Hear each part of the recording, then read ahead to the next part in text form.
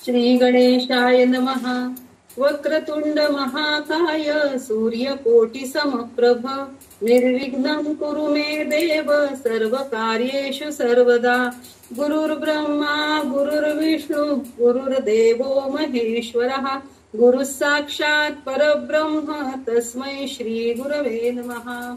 सर्वमंगलमांगल्ये शिवे सर्वार्थसाधिके शरण्ये त्र्यंबके गौरी नारायणि नमोस्तुते.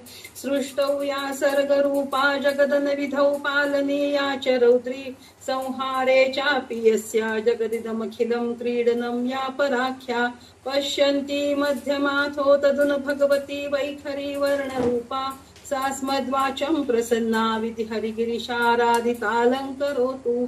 नारायणं नमस्कृत्यं नरं चैव नरोत्तमं देवीं सरस्वतीं व्यासं ततो जयमुदीरयेत्.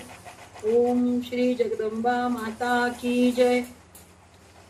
मागच्या भागात आपण हस्तिनापुरातील महात्मा विदुर यांचा देहत्याग, त्यानंतर धृतराष्ट्र, गांधारी, राजमाता कुंती यांचा दावाग्नीमध्ये झालेला मृत्यू, त्याचबरोबर 5 पांडवांचा देहत्याग, परीक्षित राजाचा राज्याभिषेक आणि नंतर शापग्रस्त झालेला हा परीक्षित राजा, त्याचा मृत्यू, आणि मग त्याच्यानंतर परीक्षित राजाचा मुलगा राजा जन्मेजय यांचा राज्याभिषेक आणि अगस्ती मुनींचा जन्म, अशा कथा आपण ऐकल्या.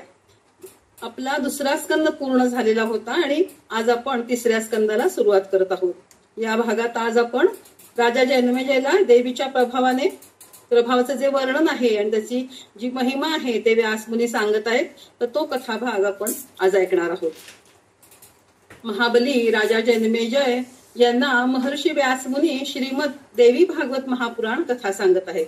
राजा व्यासमुनींना देवी अंबा माता यांचे स्वरूप निर्मितीचे कार्य या सगळ्याबद्दल सविस्तर माहिती ऐकण्याची इच्छा आहे. त्यामुळे राजा व्यासमुनींना प्रार्थना करतात.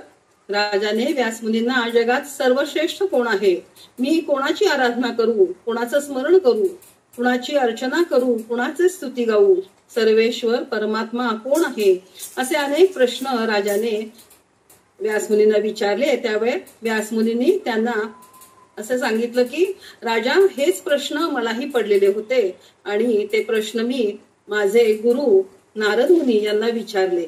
त्यावेळेला नारद मुनींनी देखील हेच सांगितले की माझ्या मनात हेच प्रश्न होते आणि ते मी माझे वडील ब्रह्मा यांना विचारलेले आहेत. आणि मग ते ब्रह्माजींनी काय उत्तर दिलं आहे, ते उत्तर म्हणजेच राजाच्या या प्रश्नाची उत्तरं आपल्याला व्यासमुनी सांगत आहेत. ब्रह्माजींनी सांगितलेलं हे जे ज्ञान आहे ते आज आपल्याला ऐकायला मिळणार आहे. ब्रह्माजी म्हणतात, पण हे ज्ञान जे आहे ना, हे खरं तर भगवान विष्णू पण नीटपणे कोणाला सांगू शकणार नाहीत असं आहे.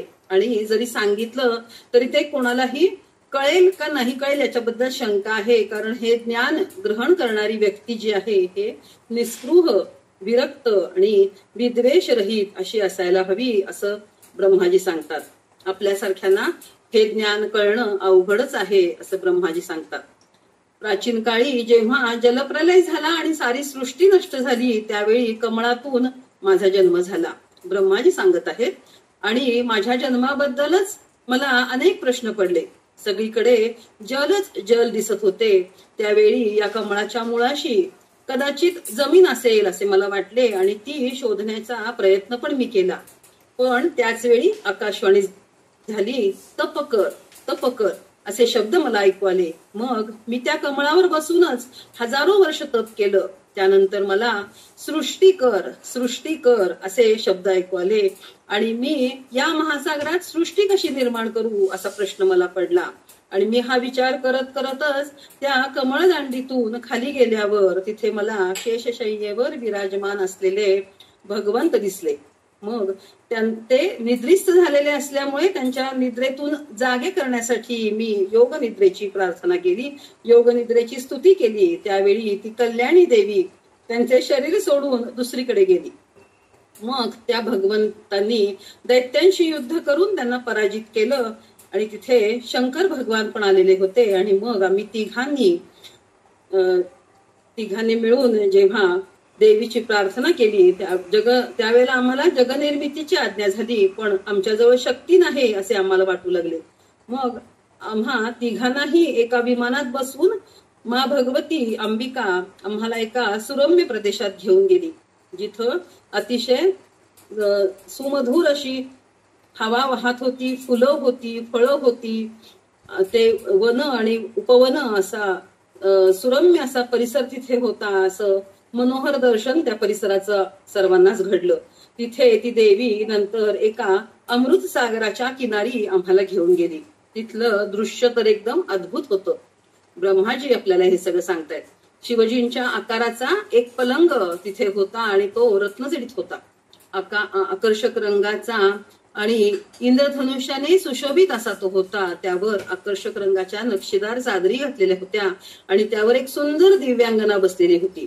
लाल रंगाचे वस्त्र धारण केलेली देवी रक्तवर्णांच्या फुलांची माळ तिने गळ्यात धारण केलेली होती आणि तिने सर्वांगाला लाल चंदनाचा लेप लावलेला होता.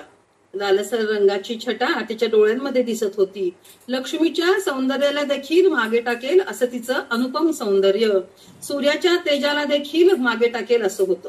लाल चुटूक ओठांनी मंद हास्य करत ती असंख्य बीजांच्या तेजाने तळपत होती. अशी वर पाश अंकुश आणि अभय मुद्रा धारण केलेली देवी भुवनेश्वरी पूर्वी कधीच असे रूप कोणीच पाहिले नव्हते अशी ती आम्हाला दिसली. रीम रिंकार या बीजमंत्राचा जप करणारे पक्षी तिच्या आसपास होते. करुणेची मूर्ती असलेली अरुण आभावाली देवी षटकोणाच्या मध्यावर यंत्रराजाच्या वर ती विराजमान झालेली आम्हाला दिसली.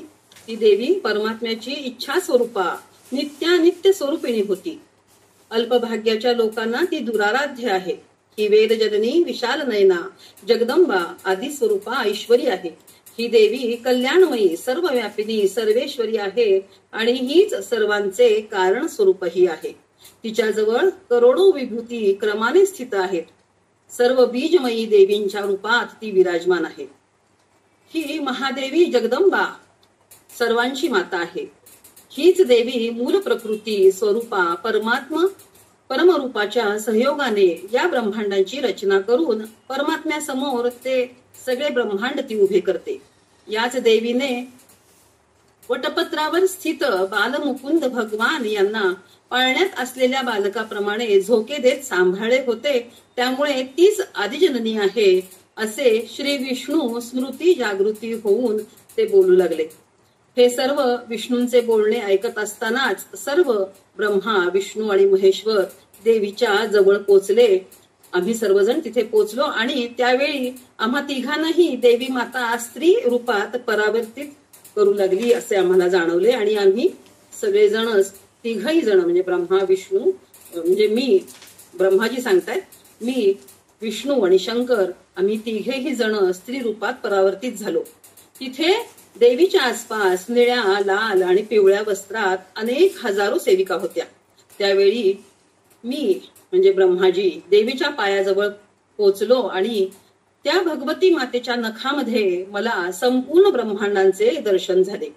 त्यावेळी मला असे दिसले ते विश्वरूपाचे वर्णनच होते आणि ते मी आता तुम्हाला सांगतो आहे असे म्हणून ब्रह्माजी देवीच्या नखामध्ये दिसलेल्या ब्रह्मांडांचं वर्णन करू लागतात. स्थावर जंगमात्मक ब्रह्मांड ब्रह्माजी स्वतः विष्णू शिव वायू अग्नी यम सूर्य वरुण चंद्र विश्वकर्मा कुबेर इंद्र पर्वत समुद्र नद्या गंधर्व अप्सरा विश्वावसू चित्रकेतू श्वेत चित्रांगद नारद तुंबरू हाहा हुहू 2 अश्विनी कुमार अष्टवसू साध्य सिद्धगण पितर शेष नाग सर्व किन्नर उरग आणि राक्षसगण हे सर्व ब्रह्मांड मी देवीच्या पायाच्या नखामध्ये दर्पणाप्रमाणे जसे दृश्य दिसावे तसे मला तिथे दिसले. तिन्ही लोक वैकुंठ ब्रह्मलोक कैलास हे तिन्ही मी पायाच्या नखामध्ये विराजमान असल्याचे पाहिले. अशा प्रकारे सर्व पाहत विस्मयचकित झालेले आम्ही सर्वजण जवळजवळ 100 वर्ष तिथे आम्ही व्यतीत केले. त्यांच्या स्त्री रूपामुळे तेथील सेविका ही आमच्या स्त्री रूपामुळे तेथील सेविका ही आम्हाला त्यांच्या सखीच समजत होत्या. एकदा देवी रूपातील विष्णू त्या भुवनेश्वरी मातेची स्तुती करू लागले आणि जवळजवळ 22 श्लोकामध्ये त्यांनी ही स्तुती केलेली आहे. नमो देव्यै प्रकृत्यै च विधात्रै सततं नमः कल्याण्यै कामदायै च वृद्ध्यै सिद्ध्यै नमो नमः सच्चिदानंद रूपिण्यै संसारारण्यै नमः पंचकृत्य विधात्र्यै ते भुवनेश्यै नमो नमः सर्वाधिष्ठान रूपायै कूटस्थायै नमो नमः अर्धमात्रार्थभूतायै रुल्लेखायै नमो नमः. अशा प्रकारे भगवान विष्णूंनी ही स्तुती केली. त्यानंतर भगवान शंकर यांनी पण मा भगवतीची स्तुती केली आणि ती पण त्यांनी 20 श्लोकामध्ये ही स्तुती केलेली आहे. या ग्रंथामध्ये आपल्याला ती वाचायला मिळते. त्यानंतर भगवान ब्रह्माजी यांनी पण मातेची स्तुती केलेली आहे आणि तीही जवळजवळ 24 श्लोकामध्ये आपल्याला या ग्रंथामध्ये वाचायला मिळते.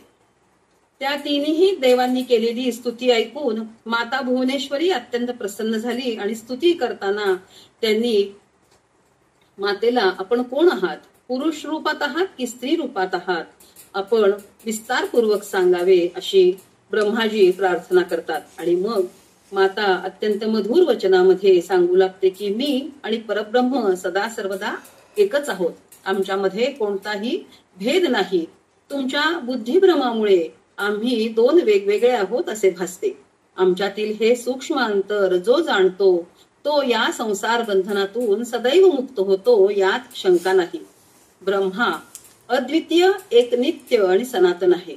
सृष्टी रचनेच्या वेळी द्वैतभाव प्राप्त होतो. ज्याप्रमाणे दिव्यासमोर जर आपण आरसा धरला तर त्या दिव्याची 2 रूप आपल्याला दिसतात, त्याचप्रमाणे ब्रह्म एकच आहे, पण उपाधी भेदामुळे आपल्याला ते 2 दिसतात. मीच बुद्धी आहे, मीच श्री, धृती, कीर्ती, स्मृती, श्रद्धा आहे. मीच मेधा, दया, लज्जा, क्षुधा, तृष्णा, क्षमा आहे. मीच कांती, शांती, पिपासा, निद्रा, तद्रा, जरा अजरा, विद्या अविद्या, स्पृहा, इच्छा, शक्ती अशक्ती, वसा, मज्जा, त्वचा, दृष्टी, सत्यासत्यवाणी मीच आहे. मीच परा, मध्यमा, पश्यंती ही वाणीची रूप पण मीच आहे. शरीरातील वेगवेगळ्या ज्या असंख्य नाड्या आहेत त्याही मीच आहे. सर्व काही मीच आहे. श्री या सर्व सृष्टीत सर्वत्र व्याप्त आहे. मीच देवतांच्या निरनिळ्या रूपात तुम्हाला दिसते. गौरी मीच आहे, मीच ब्राह्मी आहे. रौद्री, वाराही, वैष्णवी, शिवा, वारुणी, कौबेरी, नारसिंही आणि वासवी शक्ती ही मीच आहे. जलातील शीतलता, अग्नीतील उष्णता, सूर्यातील प्रकाश आणि चंद्राची ज्योत्स्ना पण मीच आहे. सर्वत्र मीच शक्ती रूपात प्रकट असल्याने दुर्बल असलेल्या पुरुषाला शक्तीहीन असे म्हणतात. कोणीही दुर्बल असलेल्या पुरुषाला विष्णुहीन किंवा रुद्रहीन असं म्हणत नाहीत. मी शक्ती आहे, त्यामुळे सर्वजण दुर्बल पुरुषाला शक्तीहीन असं म्हणतात. त्यामुळे तुम्ही सर्वजण देखील शक्ती तुमच्या जवळ असेल तरच सृष्टीचे कारण बनू शकता. सर्वच देव शक्ती संपन्न होतात, म्हणूनच त्यांचे कार्य ते करू शकतात. ही पृथ्वी सुद्धा शक्तीने युक्त आहे, म्हणूनच सगळ्यांना ती धारण करू शकते. मीच शक्ती रूपात सर्वत्र कार्यरत आहे. मी जर मनात आणले तर या सृष्टीतील पाणी पिऊन टाकू शकते. अग्नीला मी नष्ट करू शकते. वायूची गती मी थांबवू शकते. मी जसे मला वाटेल तसे मी करू शकते. या अथांग जलात पृथ्वी कोठेही नाही, ती परमाणु रूपात आहे हे लक्षात घ्या. त्यामुळे आता विचार न करता आपण तिघे येथून जाऊन सृष्टीची निर्मिती करा आणि मग आदिमाता भगवतीने श्री विष्णूंना, श्री महालक्ष्मी, श्री ब्रह्मांना श्री सरस्वती आणि श्री शंकरांना श्री महाकाली प्रदान केली. आणि आमच्या पुरुष रूपात आम्ही परत आल्यावर डोळे उघडून बघितले तर स्वप्नवत आहे असे वाटावे असे झाले. तिथे ना कोणती माता होती, ना कुठला मणिद्वीप होता. आम्ही महासमुद्रामध्ये कमलपत्रावर स्थित होतो. आणि जाण्यापूर्वी देवीने आम्हाला वरदान म्हणून शक्ती तर दिलीच, पण त्याचबरोबर आम्हाला त्या महादेवीने संकटाच्या वेळी स्मरण मात्र मी तुम्हाला दर्शन देईन असा आशीर्वादही दिला. आणि आम्हाला सनातन परमात्मा व देवीचे निरंतर स्मरण करण्यास सांगितले. असा सर्व वृत्तांत श्री ब्रह्माजींनी हा नारद मुनींना सांगितला. नारद मुनींनी तो व्यास मुनींना सांगितला आणि व्यास मुनींनी ते सगळं हे जे ज्ञान आहे हे राजा जन्मेजय याला सांगितलं. तर अशा या देवीचे मनोरम सगुणा शक्तीचे दर्शन ब्रह्माजींना झाले. त्याबद्दल वर्णन करावे असे नारदजींनी सांगितल्यामुळे ब्रह्माजी त्याचे वर्णन करू लागले. ते वर्णन व्यासमुनी सांगत आहेत. निर्गुण तत्व जे आहे ते डोळ्यांना न दिसणारे आहे आणि त्या निर्गुण शक्तीला जाणणे हे पण अत्यंत कठीण आहे, अशक्य आहे. त्या निर्गुण शक्ती, प्रकृती व निर्गुण पुरुष यांचा अधिकार किंवा त्यांचे अस्तित्व आपण केवळ विश्वासानेच जाणू शकतो, अनुभवाने जाणू शकतो. अविश्वासाने त्यांचे ज्ञान आपल्याला होऊ शकत नाही. या संसार सागरात ही एकही गोष्ट अशी नाही की ज्यामध्ये ते परमपुरुष तत्व आणि परम प्रकृती तत्व या दोघांचे अस्तित्व नाही. ते दोन्ही तत्व सर्वव्यापी सर्वगामी आहे. शक्ती म्हणजेच परमात्मा आहे आणि परमात्मा म्हणजेच शक्ती आहे. या दोघांमधील भेद कोणीही जाणू शकत नाही.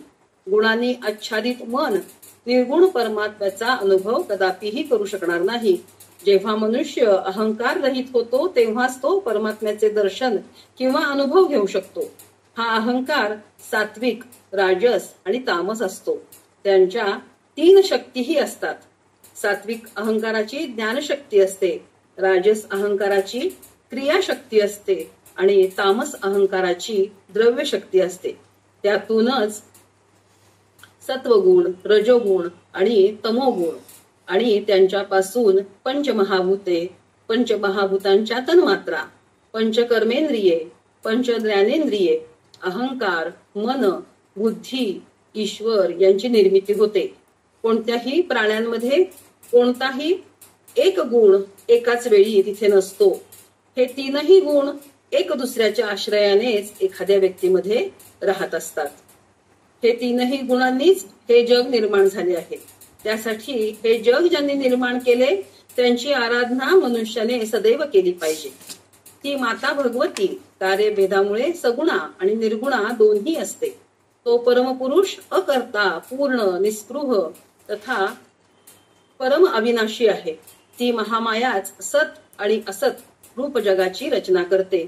सर्व देवतागण त्या महामायेच्या शक्तीने परिपूर्ण होऊनच या जगात कार्यरत असतात. ती परमेश्वरीच या जगाची परम कारण आहे. त्यामुळे हे राजा, तुम्ही या देवी मातेची पूजा करा, त्यांचा यज्ञ करा, विधिवत त्यांचे पूजन करा. तीच महालक्ष्मी, महाकाली, महासरस्वती, सर्व जीवांचे कारण, अधिष्ठात्री देवता, आपल्या सर्वांचे मनोरथ पूर्ण करणारी, शांती स्वरूपा, दयावती, सुखदायिनी अशी आहे.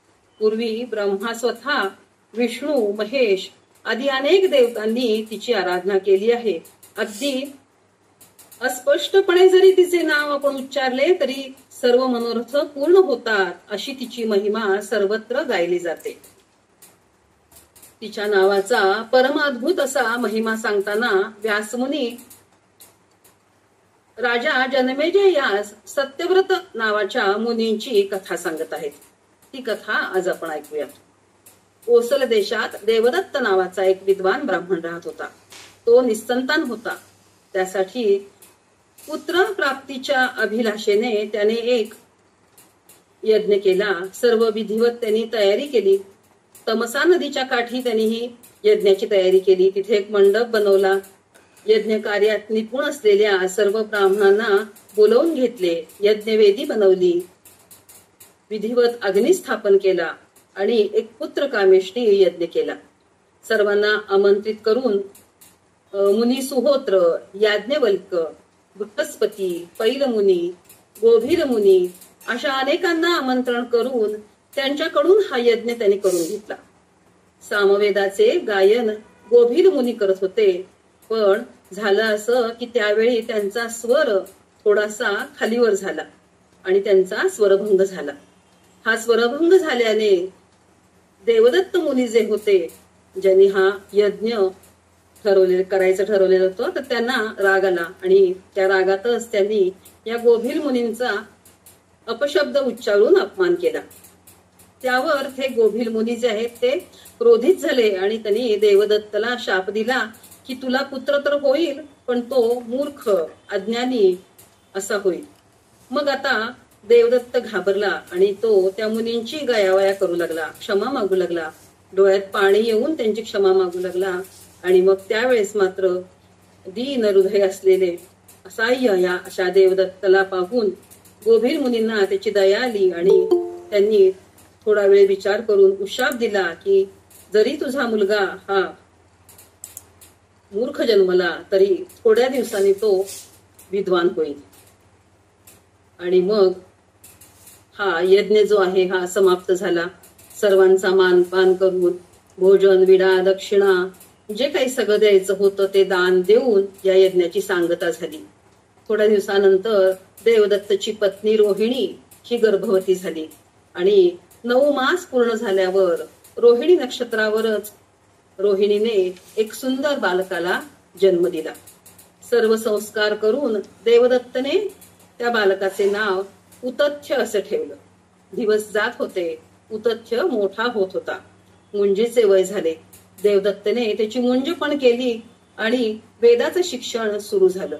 पण त्या उतथ्याला एक शब्दही नीट बोलता येत नव्हता, एक मंत्रही नीट उच्चारता येत नव्हता आणि त्यामुळे तो कुणाकडनंच काहीच शिकू शकला नाही. आणि सर्वत्र ही बातमी सगळ्या गावभर पसरली की देवदत्ताचा मुलगा हा महामूर्ख आहे. गावात हा उतथ्य जिकडे जात होता तिकडं त्याचे सगळे मित्र त्याची थट्टा मस्करी करत होते. सगळ्यांचा थट्टा मस्करीचा विषय तो बनला. लोकच काय पण आई वडील भाऊ बहीण हे सुद्धा त्याला नावं ठेवू लागले. तू मूर्ख आहे, सुद्धा काहीच उपयोग नाही वगैरे वगैरे असं ते आई वडील नातेवाईक मित्रमैत्रिणी त्याची सर्वजण निंदा करू लागले. आणि ह्या सगळ्यांची ही निंदा ऐकून त्याच्या मनात अतिशय वैराग्य उत्पन्न झाले आणि तो वनात एकटाच निघून गेला. गंगा नदीच्या तटावर एका आश्रमात तो संन्यस्त जीवन व्यतीत करीत होता. त्याने एकदा मनात एक दृढ संकल्प केला की काहीही झाले तरी मी असत्य बोलणार नाही असं त्यांनी मनात ठरवलं आणि तो आपलं जीवन त्या आश्रमामध्ये व्यतीत करू लागला. आसपासच्या गावातील लोकांना ही बातमी कळली की आपल्या या वनामध्ये, आपल्या गावाच्या शेजारच्या वनामध्ये एक मुनी राहत आहेत आणि ते मुनी जे आहेत हे अतिशय तपस्वी असे आहेत आणि ते कधीही खोटं बोलत नाहीत अशी त्यांची ख्याती सगळीकडे पसरली. आणि मग त्यावेळेस त्या गावातील लोकांनी त्या उतथ्यचं नाव जे आहे ते सत्यतपा असं ठेवलं. हे सत्यतपा मुनी ते कुणालाच तो कधीच कुणाला त्रास देत नव्हता आणि तो आपले जीवन असं शांतपणे व्यतीत करत होता. तो स्वतःबद्दल फारच उदासीन राहत होता. दैवानेच मला महामूर्ख बनवलं आहे तर मी काय करणार, माझ्या जीवनाचा तर काहीच उपयोग नाहीये.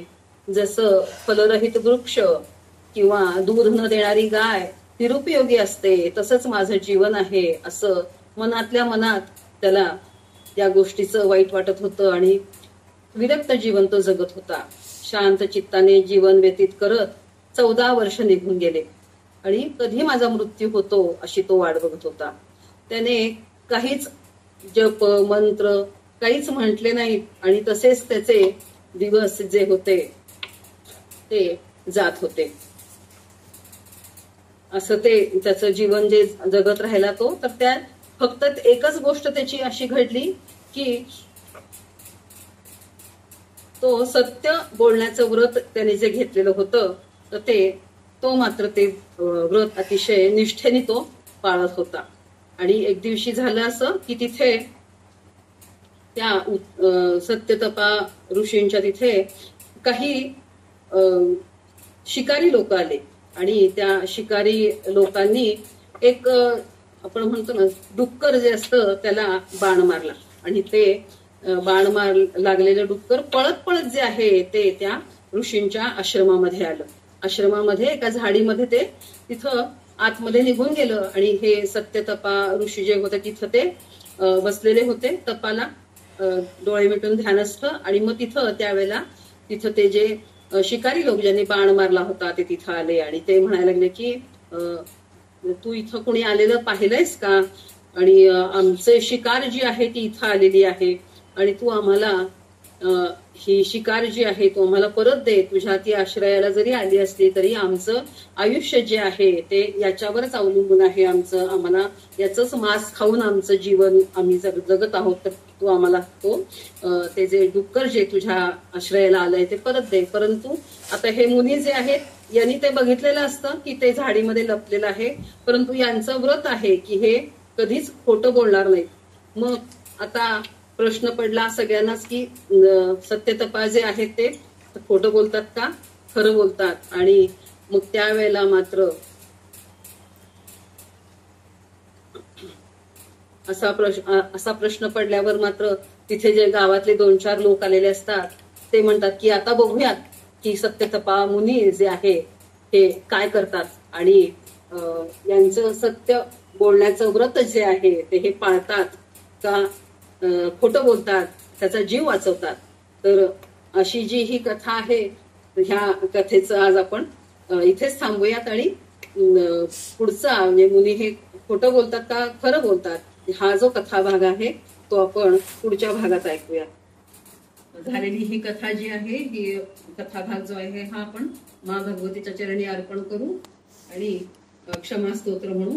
करचरण कृतं वा कायजं कर्मजं वा श्रवणनयनजं वा मानसं वापराधं विहितं वा सर्वमेतत् क्षमस्व. जय जय करुणाब्धे श्री महादेव शंभो.